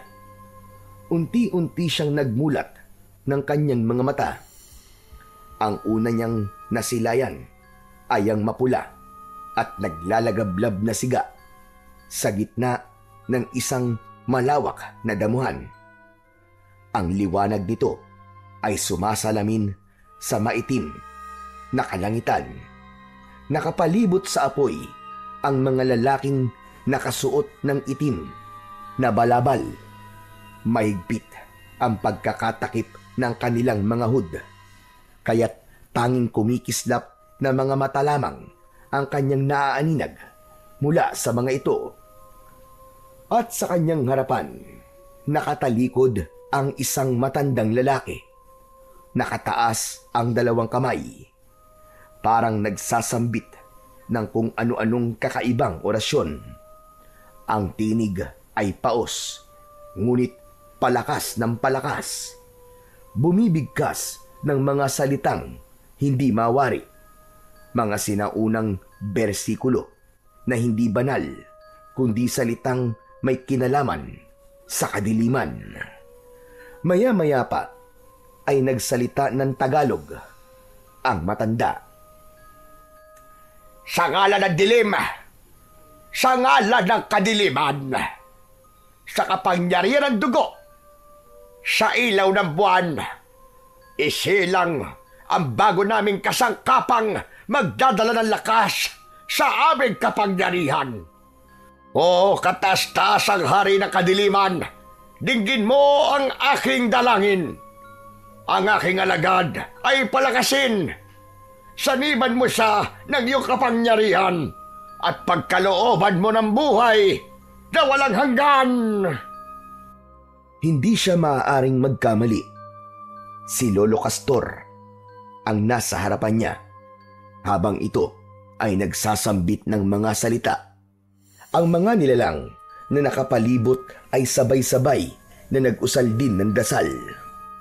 Mabagal sa simula, para bang bulong na umiikot sa hangin. Ngunit unti-unti itong lumalakas na tila ugong ng kulog. Ang kanilang mga tinig ay nagmistulang alon na paulit-ulit na bumabalot sa pandinig ng binatang si Ariston. Pinaparamdam sa kanya ang bigat ng ritual na isinasagawa ng mga kampon ng kadiliman. Sinubukan niyang igalaw ang kanyang mga kamay, ngunit agad niyang naramdaman ang hapdi. Ang kanyang mga pulsuan ay mahigpit na nakatali sa likod ng poste. Ang mga hibla ng lubid ay bumaon na sa kanyang balat. Mula sa pagkakasugat ay dumaloy ang manipis na dugong tumutulo, naghalo sa pawis na kumakapit sa kanyang balat. Ang paligid ng sugat ay namamagana at nanlalagkit, para bang sinasadya ng lubid na pahirapan ang kanyang bawat galaw. Ramdam na ramdam ni Ariston ng mga sandaling yun ang mabilis na tibok ng kanyang puso. Hindi lamang dahil sa sakit ng kanyang sugat, kundi dahil sa labis na galit. Ngayon ay alam na niya kung sino ang totoong kalaban at buong katotohanan. Naramdaman ni Lolo Castor ang pagpupumiglas ni Ariston, kaya naman humarap ito sa kanya. Huwag mo na subukan makawala sa pagkakagapos ng lubid, apo ko. Ano pong ibig sabihin nito, Lolo Castor? Anong ibig sabihin nito? Simple lang. Ikaw ang aking napiling alay upang gawing supremo. Ikaw ang magiging tapat kong alipin. Lolo, kung ano man pong binabalak niyo, huwag niyo na pong gawin. Huwag niyo pong ituloy. Baka nakakalimutan niyo po, apo niyo po ako. Sarili niyo akong dugo. Bakit niyo ako ginaganito, Lolo Castor? Tumawa ng malakas si Lolo Castor at ibinaba ang dalawang kamay na nakataas pa sa ere. Saka lumapit ito sa kanya at hinawakan ang kanyang baba. Hindi kita totoong apo, Gunggong. Ha? Ano pong ibig niyo sabihin? Hindi tayo totoong magkadugo. Hindi kita apo. Tapos.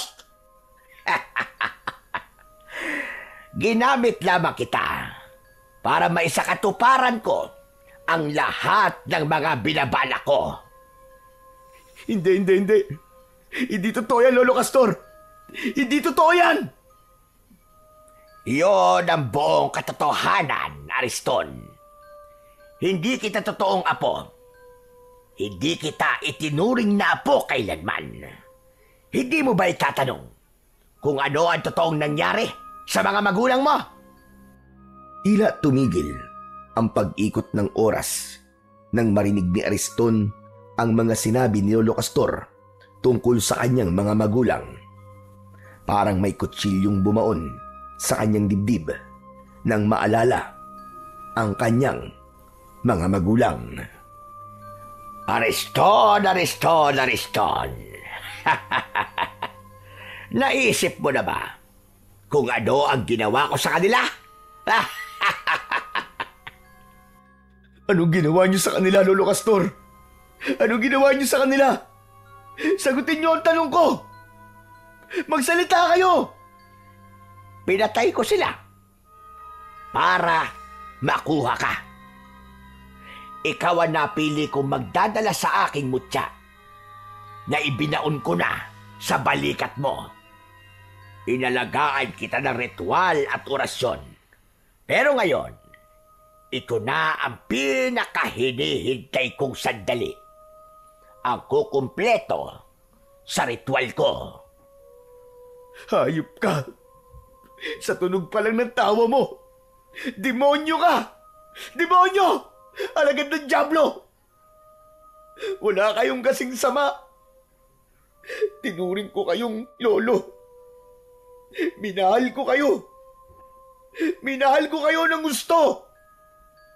Paano nyo nagawa to sa akin? Hayop ka! Hayop! Hayop! Walang ibang mahalaga sa akin, kundi ang matupad ang pangarap ko na masakop ang buong daigdig. Para lahat kayo ay susunod na sa akin bilang mga alagad ko. Ngunit mangyayari lamang yon kapag nagawa ko na ang pagpapasanib ng kulay pulang buwan sa katawan mo. Kasunod ng nakakakilabot na pagtawa ni Lolo Castor, bumalot ang itim na ulap sa buwan. Bahagyang dumilim, ngunit ang unti-unting pagpula ng buwan ay dahan-dahan nang nasisilayan. Mistula yung aninong pula na tumatakip sa buwan. Kasabay naman ng pagbabagong anyo ng matanda na si Lolo Castor, ang pinuno ng mga mambabarang na aswang, kasama ng mga alagad nitong sumasabay sa pagtawa ng kanilang pinuno. Lumantad ang dahan-dahan nilang pagpapalit ng anyo habang nakatingala sa langit. Mula sa balat ng mga ito, tumubo ang maiitim at matutulis na balahibo na animo ay mga alambre. Kumikislap sa liwanag ng siga. Ang mga daliri ay kumulubot at nagsihaba. Ang mga kuko nito ay naging matutulis na parang mga matatalas na kutsilyo. Kumikiskis sa isa't isa at naglalabas ng nakakangilong tunog. Ang mga muka ay nagdilim. Ang panga ay lumapad at humaba. At mula sa gilid ng kanilang bibig ay lumitaw ang malalagaring mga ngipin na tila gutom na hayop na handang managpang. Sabay ng ingay na isang ungol na nagmumula sa nakabuka nilang mga malalaking bibig. Unti-unting naging garalgal ang alulong na yon at nagmistulang malalalim na dagundong ng alingaw-ngaw ng mga halimaw. Ang mga lalaking nakapalibot sa siga ay sandaling tumigil, ngunit muling nag-usal ng mga dasal. Ang kanilang tinig ay naging mas mabilis at mas desperado. Umalingasaw din sa hangin ang nakakasulasok na amoy na parabang nabubulok na laman ng tao. Hindi maiwasan ni Ariston ang hindi malungkot sa nakikitang pagbabago sa kanyang lolo na matagal niyang nakasama at minahal. Umagos ang masaganang luha mula sa kanyang mga mata dahil sa nangyari sa kanyang mga magulang. Ang pagmamahal niya sa matanda ay napalitan ng matinding galit, puot at pagkasuklam na tila bulkan ng sasabog. Hayop ka! Pakawalan mo ako! Pakawalan mo ako dito, demonyo ka! Isa kang halimaw na hindi na dapat binubuhay! Demonyo ka! Demonyo! Hindi kayo magtatagumpay sa mga binabalak nyo! Tandaan nyo yan! Pag nakawala ako dito, papatayin kita! Tatagtanin kita ng pinong-pino! Umalingaw-ngaw ang galit na boses ni Ariston. Ngunit hindi pa man nakakasagot si Lolo Castor. Nagsimulang pumula ang kulay ng paligid. Biglang sumilip ang kulay pulang buwan mula sa ulap. Ang liwanag nito ay tumama ng diretso sa katawan ni Ariston. Para bang kuryente yon na binalot ang buong katawan ng binata. At sa isang iglap, naramdaman ni Ariston ang walang kasing sakit na pagtama ng kung anong bagay sa kanyang dibdib. Naglaho ang kanyang galit at napalitan ng tila pagkalimot sa kanyang katauhan. Ang kanyang balat ay tila nagningning na para bang kumikislap na bakal. Bawat hibla ng damit ay nagliyab ng bagya at napunit. Nagkalasog-lasog sa lakas ng enerhiya. Ang mga ugat sa kanyang mga braso ay nagpakita. Kumikislap sa ilalim ng balat na para bang may dumadaloy na baga. Nang umpisang umihip ang malamig na hangin, ang lupa sa ilalim ng kanyang mga paa ay bagyang yumanig at ang mga damo ay gumalaw. Hinahatak ng hindi maipaliwanag na puwersa. Ang kanyang mga mata ay kumislap ng gaya ng nagbabagang baga. Sa malakas na daloy ng kapangyarihan, nagawa ni Ariston na sirain at wasakin ang lubid na gumagapos sa kanyang mga kamay. Wala siyang maalala tungkol sa kanyang sarili. Wala siyang ibang nakikita kundi ang matandang aswang na inuutusan siyang tumayo. Sige! Tumayo ka lang, aking mahal na apo. Tuparin mo ang bawat kahilingan ko. Sumalakay ka sa buong baryo. Patayin mo silang lahat. At wala kang ititirang buhay ni isa sa kanila. Masusunod po, mahal kong lolo. Ang kilos at anyo ni Ariston ay nagmistulang nag-ibang nilalang. Wala na sa katinuan at walang naaalalang kabutihan sa puso. Ang naaalala niya ay kung paanong pinatay ng taong bayan ang kanyang mga magulang. Kaya naman, bumalot ang galit sa kanyang dibdib. Sige, ipagiganti mo ang mga nangyari sa mga magulang mo, apo ko. Ipagiganti mo! Manasanang maglalakad si Ariston para sundin ang utos ni Lolo Castor nang biglang dumating si Mang Ebreo. Dala ang pang-spray ng lason sa tubo. Naamoy kagad ni Ariston ang bawang sa kagamitan na hawak ni Mang Ebreo. Ariston, gumising ka! Siya ang totoong kalaban! Huwag kang sumunod sa utos niya! Gumising ka, iyo! Huwag kang maniwala sa kanya, apo. Siya ang tunay na pumatay sa mga magulang mo. Naguguluhan na nagpalipat-lipat ng tingin si Ariston sa dalawa. Wala siyang maalala at hindi niya naiintindihan ang mga sinasabi ng mga ito. Sa kanyang nalilitong isip, nahawakan niya ang kwintas. Tila may puwersang nagpapaalala sa kanya ng konting eksena na natatandaan niya. Nakita niya sa kanyang alaala si Mang Ebreo habang nakikipaglaban ito sa mga halimaw, pati na ang mga ibinili nito sa kanya. Kasabay nito, lumiwanag ang kanyang mga mata. Sino ba talaga nagsasabi sa inyo ng totoo? Sino? Ako, Ariston! Ako ang nagsasabi! Nangako ka na hindi ka magpapasanib sa kasamaan. Ako ang paniwalaan mo, apo. Ako nagsasabi sa iyo ng totoo. Patayin mo ang lalaki niyan dahil siyang pumatay sa mga magulang mo. Kalokohan! Hindi ko pinatay ang mga magulang mo, Ariston. Dahil ako ang tunay mong ama.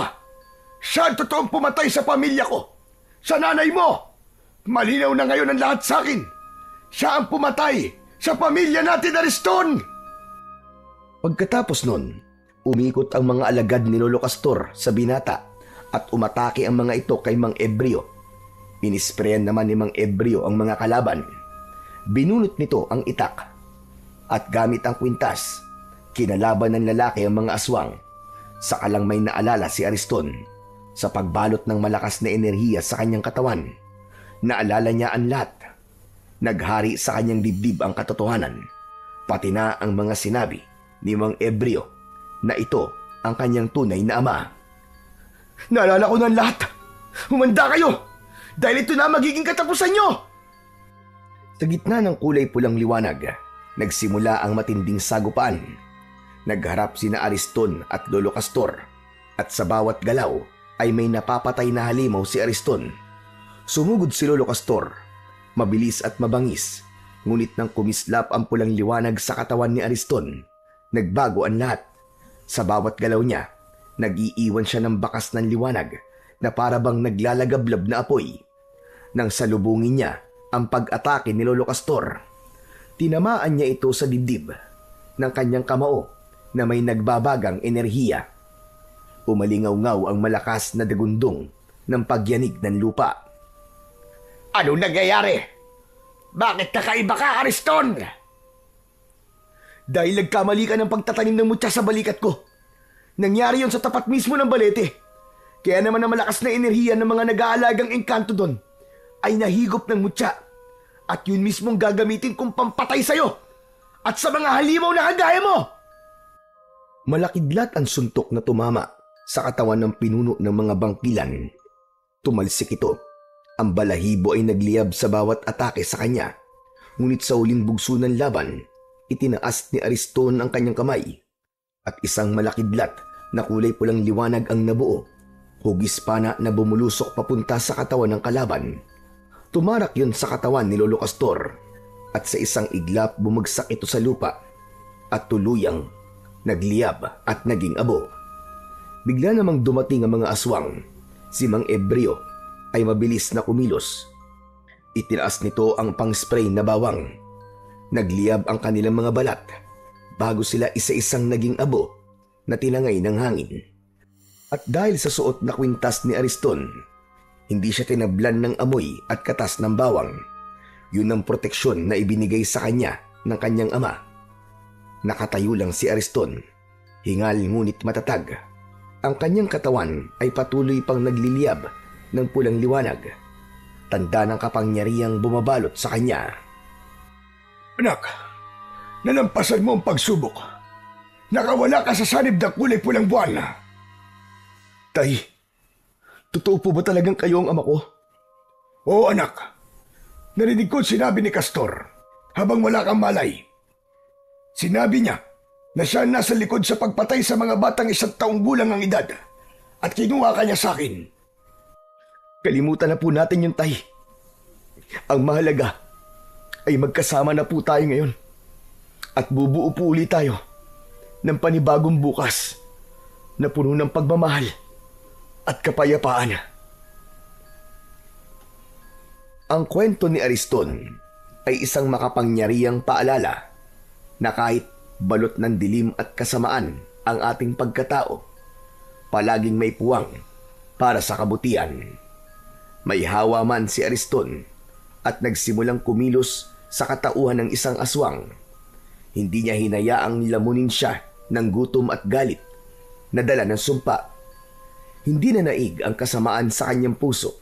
Sa halip, ginamit niya ang kanyang kapangyarihan upang protektahan ang buong baryo at ang kanyang ama. Ang kanyang kabutihan, gaano man kaliit o kahina, ay may kakayang manaig laban sa puwersa ng kasamaan.